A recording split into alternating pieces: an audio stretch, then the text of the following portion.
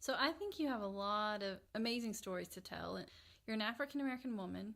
You're from a small town in Mississippi, which is not traditionally a state that has a lot of Peace Corps volunteers, and so you're certainly a trailblazer in that regard. I remember when I first got my packet and it said I was going to Guatemala. I was like, "What is Guatemala and where is it?" My mother, she named me Marlaine for her two youngest siblings, who are named Mark and Elaine, and they were the more adventurous of the six of them. And she wanted to instill that in me.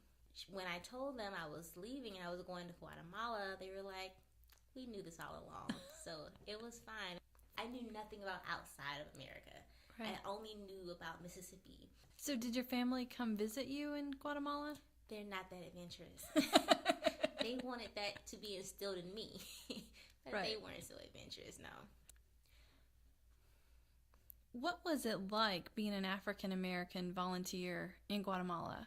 I thought people might look at me differently because I didn't look like what a normal or an average American typically would look like, what they would think.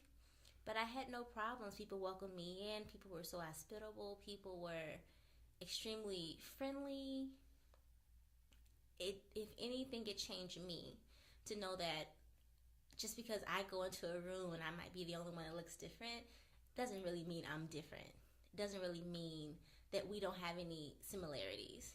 Yeah, it changed my whole, it changed my world upside down. And it made me more proud of being an American. Before I went to Guatemala, I didn't know what it was to be an American, but what I thought it might have been, it wasn't good. And so I went to the Peace Corps and I saw other people who didn't look like me. We all shared a common goal, and that's to spread goodness and try to help others who are in need. And yeah, I can't imagine what I would be now if I didn't have gone to Peace Corps. My site mate, me and her were the first volunteers in that area. When I was growing up, I was surrounded around African Americans, and I really never stepped outside that comfort zone. On her, on the other hand, she was raised around Caucasians, and she never really stepped outside that comfort zone. So here we are, another country. No one else can relate to us in this area but us, and we look different from what we had grew up around. Mm-hmm. And it was a great learning experience for the both of us. What advice would you give to others who are coming from a small town situation like you and in a community that may not be familiar with Peace Corps? What motivated you and what advice would you give to them? What motivated me was to be different.